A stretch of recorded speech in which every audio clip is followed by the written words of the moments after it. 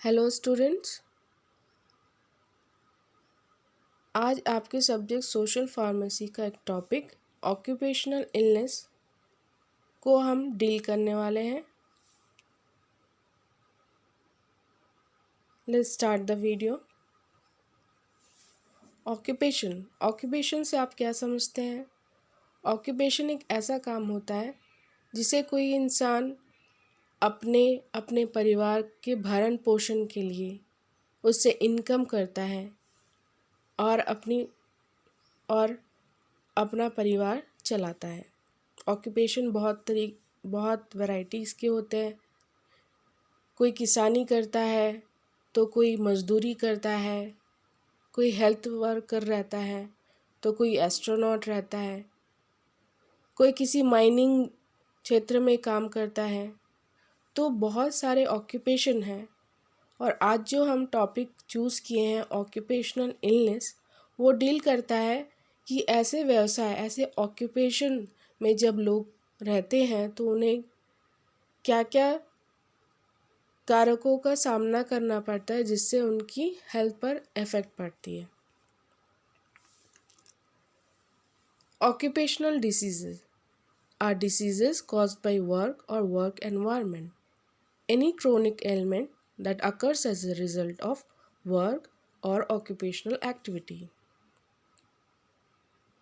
जैसे कि मैंने अभी कहा था कि ऑक्यूपेशन व्यवसाय संबंधित जो बीमारियां रहती हैं वो ऑक्यूपेशनल डिसीजेस कहलाती है। कार्यस्थल में कुछ कारक रहते हैं जिनके कारण कोई व्यक्ति बीमार पड़ता है, जैसे कि केमिकल कारक, मतलब जो रासायनिक, जैसे कोई अगर किसी केमिकल फैक्ट्री में काम करता है, जैसे वो पेंट हो या फिर कोई भी ऐसा केमिकल हो जो टॉक्सिक हो, जो विषैला हो, उसके संपर्क में आता है, उसको स्किन की समस्याएं हो जाती है, कैंसर हो सकता है। तो ये हो गया केमिकल फैक्टर। फिज़िकल फैक्टर, भौतिक कारक से समझते हैं, जैसे कोई बहुत ऐसे जगह में काम कर रहा है जहाँ पर नॉइज़ बहुत हो, शोर बहुत हो, या फिर ऐसा जो काम करते, जो वेल्डिंग वगैरह का काम करता है, वो क्या है, हीट के संपर्क में ज़्यादा आता है।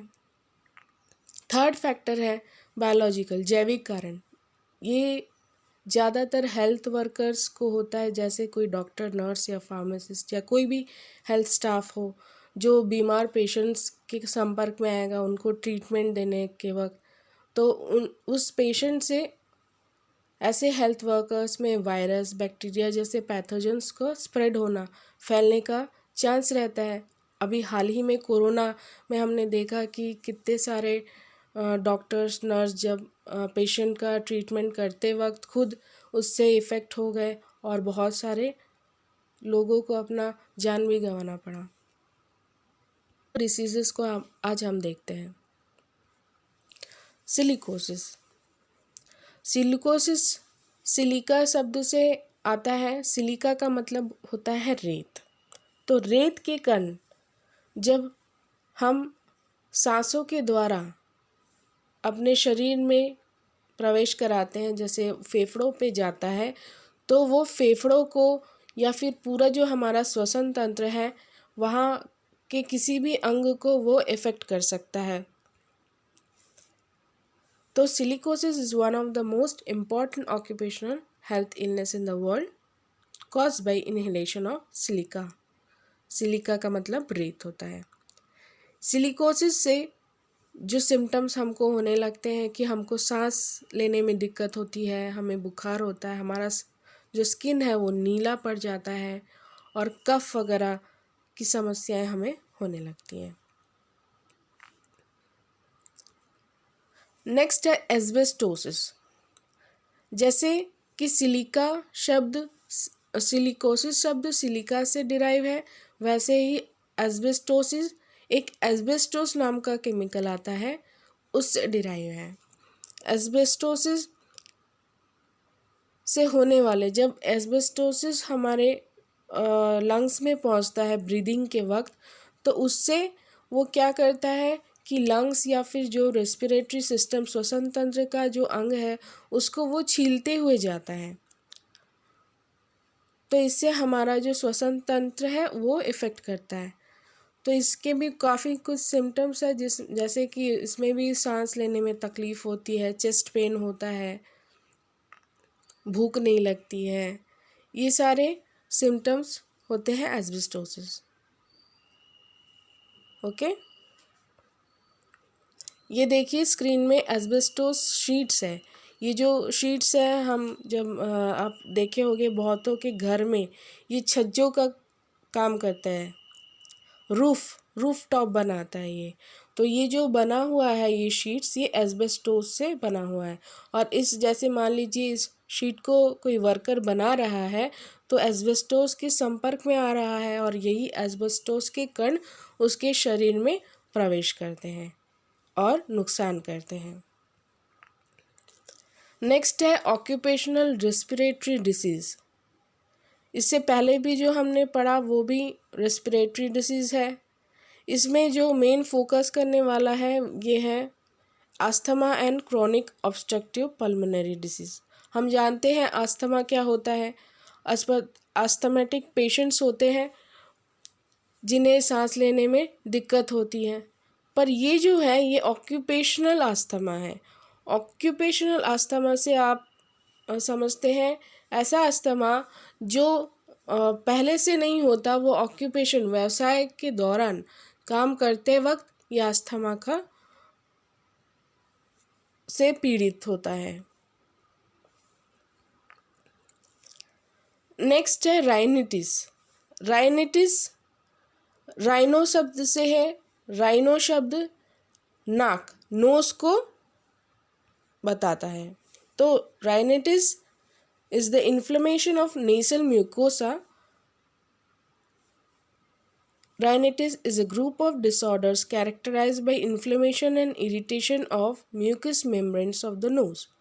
नाक के अंदर जो म्यूकस का जो लेयर है, म्यूकस का जो मेम्ब्रेन होता है वो इन्फ्लेम करता है। इन्फ्लेम मतलब स्वेल हो जाता है, स्वेलिंग होती है उसमें और वो पेन करने लगता है। और जैसे ही स्वेलिंग होती है तो जब ऑब्वियस सी बात है वहाँ का स्किन स्वेल हो गया, तो हम जब सांस लेते हैं तो कम हवा हम इनहेल कर पाते हैं, साथ में म्यूकस मेम्ब्रेन में इरिटेशन भी होने लगता है। तो दिस इज़ कॉल्ड राइनिटिस। ये एक ऑक्यूपेशनल डिसीज़ है। जैसे कि फार्मर्स वगैरह है, किसानी करने वाले जो लोग हैं, वो किसानी करते वक्त बहुत सारे ऐसे डस्ट के संपर्क में आते हैं, सॉइल डस्ट के संपर्क में आते हैं या फिर पॉलन ग्रेन्स के संपर्क में आते हैं, तो वो उनके नाक के थ्रू प्रवेश करता है और नाक को इन्फ्लेम कर देता है, स्वेलिंग आती है, पेन होने लगता है। तो this is called rhinitis. Dermatitis. Dermatitis derma word से रिलेटेड है और डर्मा का मतलब होता है स्किन।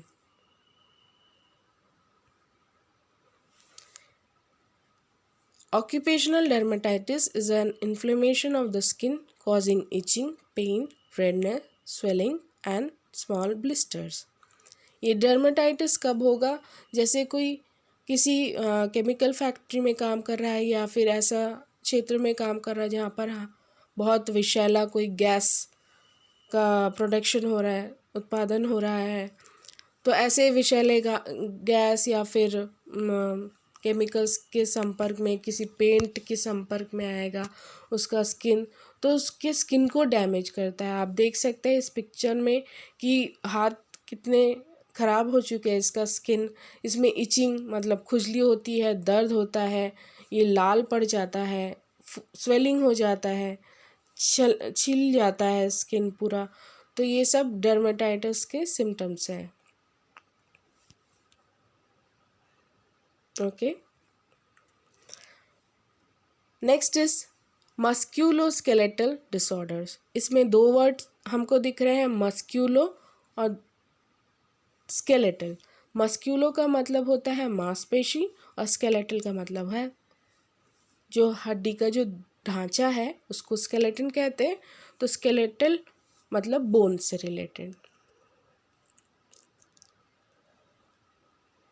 मस्क्यूलोस्केलेटल डिसऑर्डर्स को MSD भी कहते हैं, Musculoskeletal disorder is an injury or disorder of the muscles, nerves, tendons, joints, cartilage and spinal disc. ये ज़्यादातर ये बीमारियां जो होता है वो ऑफिस वर्कर्स में होगा, जो बैठे बैठे जैसे कंप्यूटर में कोई अगर घंटों काम कर रहा है, किसी ऑकवर्ड पोजीशन में बैठा हुआ है, बहुत देर तक वो बैठा हुआ, तो उसके किसी जैसे गर्दन झुकी हुई है तो गर्दन दर्द होने लगता है, कमर दर्द होने लगता है। या फिर किसी लेबर में होगा जो भारी भरकम लोड उठाता है, तो वो लोड उठाते वक्त उसके कमर में मोच आ सकती है, पैर में मोच आ सकती है। तो ये सारी इंजरी जब हम इस टाइप का व्यवसाय करते हैं तब हमें होती है, मस्कुलोस्केलेटल डिसऑर्डर। ये देखिए इस फिगर में लोडिंग का काम चल रहा है, तो ऐसे लेबर्स भी जो रहते हैं उनको मस्कुलोस्केलेटल डिसऑर्डर्स होता है।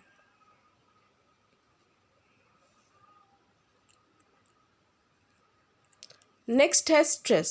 आजकल हर कोई स्ट्रेस से गुजर रहा है, तो इसमें जो हम टॉपिक जैसे डील कर रहे हैं तो वो स्ट्रेस मतलब मेंटल हेल्थ पर जो इफ़ेक्ट करा रहा है। मेंटल हेल्थ से मतलब होता है कि हम मानसिक तरीके से स्वस्थ हैं कि नहीं। स्वस्थ होना किसी भी इंसान के लिए आवश्यक है। मानसिक तौर पर वो अगर वो खुश रहेगा तभी वो लाइफ के जितने भी चैलेंजेस है उससे कोप अप कर पाएगा। बहुत से वर्कर्स रहते हैं जिनका कार्यस्थल में बहुत स्ट्रेस वाला काम रहता है, जैसे मिलिट्री ऑपरेशंस हो गया या फिर पुलिस डिपार्टमेंट में जो काम करते हैं, उनका जो काम होता है उससे उनको समस्याएं होती है, जैसे बहुत टेंशन के कारण बीपी बढ़ जाता है, उनको हार्ट की समस्याएं हो जाती है। तो यह सारे, और वो चिड़चिड़े हो जाते हैं, उन्हें ज़्यादा गुस्सा आ जाता है, उनका मूड स्विंग्स होता है। तो ये सारा मेंटल हेल्थ पर इफ़ेक्ट करता है।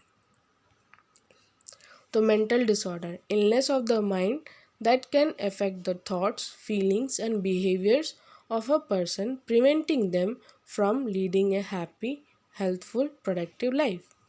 इसी मेंटल डिसऑर्डर्स के कारण एक व्यक्ति एक सुखी जीवन नहीं जी पाता। वो कार्यस्थल में अपना काम तो कर रहा है, पर घर में आकर उसका जो व्यवहार है घर के बाकी सदस्यों के प्रति या बाकी लोगों के प्रति वो बिगड़ा हो जाता है।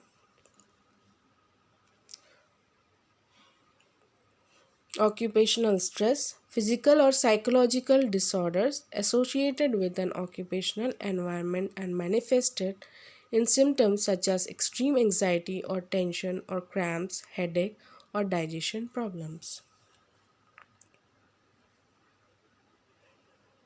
ये स्क्रीन में दिख रहा है, कुछ सिम्टम्स दिए हुए हैं जैसे हेडेक, सर दर्द, muscular aches, high blood pressure, depression, restlessness,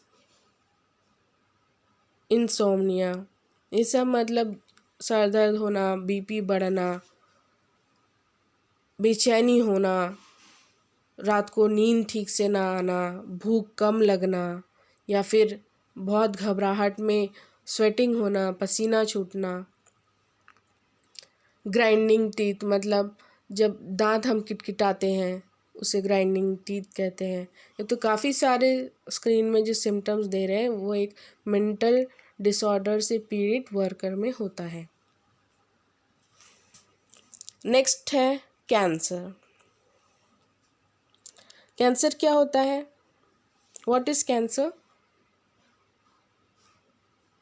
It is the abnormal growth of cells without control and are unable to invade other tissues. Cell जब एबनॉर्मल तरीके से बढ़ने लगते हैं, जो विदाउट कंट्रोल, जिस पे कंट्रोल नहीं होता है, ऐसे जो सेल का जो एबनॉर्मल ग्रोथ है उसको हम कैंसर कहते हैं। वो कैंसर के रूप में परिवर्तित हो जाता है। और अगर किसी एक अंग में हुआ है कैंसर तो वो फैलकर शरीर के दूसरे अंगों को भी खराब कर सकता है। तो ऑक्यूपेशनल कैंसर क्या होता है? Cancer specifically attributed to significant levels of exposure to an agent in the workplace and occurring among substantial number of workers. तो कैंसर तो काफ़ी सारे पेशेंट्स में हम देखते हैं, काफ़ी सारे कारण रहते हैं होने का कैंसर, जैसे केमिकल हो गया या कोई गैस हो गया, पेंट हो गया, या किसी रेडिएशन के संपर्क में आ रहे हैं, हार्मफुल रेडिएशन के संपर्क में आ रहा है, तो काफ़ी टाइप का कैंसर हो सकता है। तो ये जो कैंसर है ऑक्यूपेशन से होने वाला कैंसर है, जैसे कि skin cancer, lung cancer etcetera.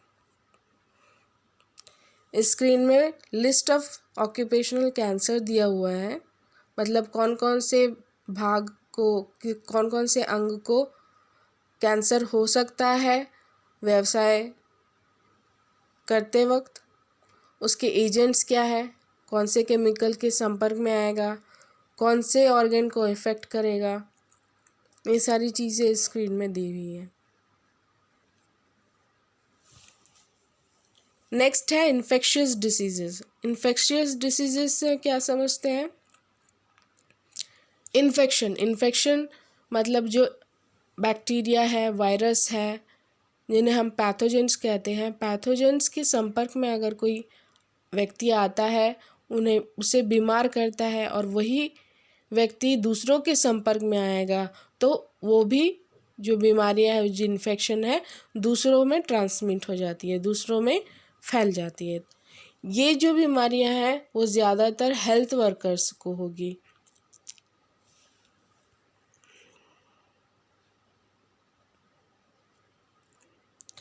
Infectious diseases kill more people worldwide than any other single cause.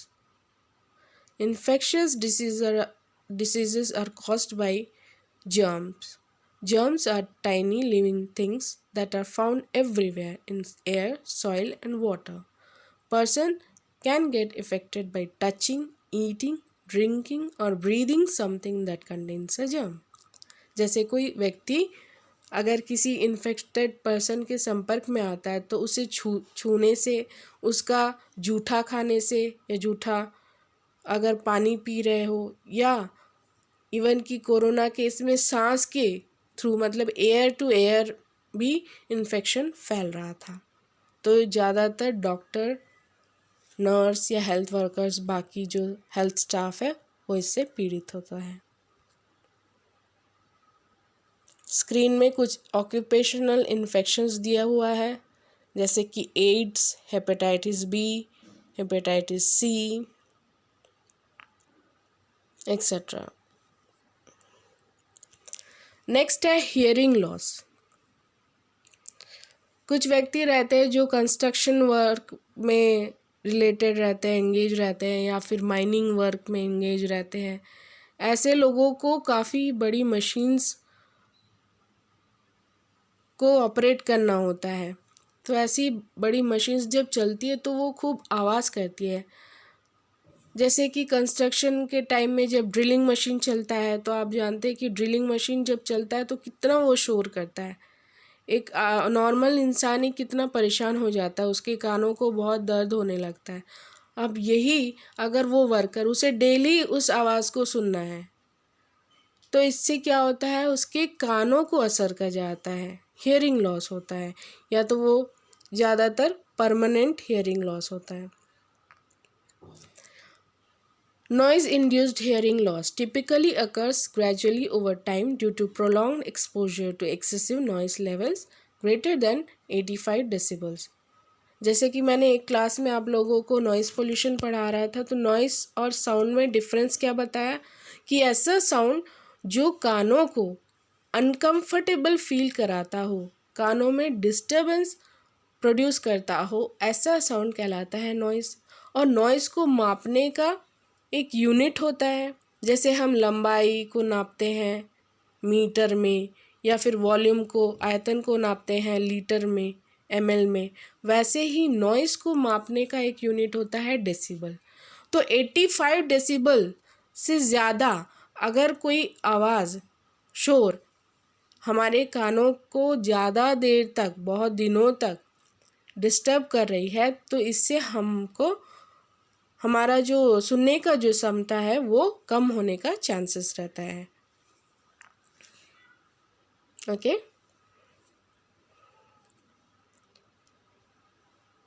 इस स्क्रीन में कुछ एग्जांपल्स दिए हुए हैं, जैसे कंस्ट्रक्शन वर्कर हो गया, या फिर रोड मेंटेन कर रहा है वैसा वर्कर, या एनर्जी एंड वाटर सप्लाई, जैसे कि पानी हम हमारे घर में बोर वगैरह जब इस्तेमाल करते हैं तो बोर को जो इम्प्लांट करते टाइम वो जो मशीन है वो काफ़ी आवाज़ करता है। तो ऐसे वर्कर जो एनर्जी एंड वाटर सप्लाई से जुड़े हुए हैं उसके व्यवसाय से, या फिर ऐसे worker those who operate noisy machinery, ऐसे मशीन्स जो खूब आवाज़ करते हैं। और लास्ट में दिया हुआ है द मिलिट्री, ऑब्वियसली उन्हें बंदूकों की और जो तोप है, जितनी भी आम आर्मी में यूज़ होता है, जितना भी आर्टिलरी, वो सारा खूब ज़्यादा शोर करता है, तो मिलिट्री वाले लोगों का भी ऐसा ही हाल होता है, उनको भी हेयरिंग लॉस होने की बहुत बहुत संभावनाएं रहती है।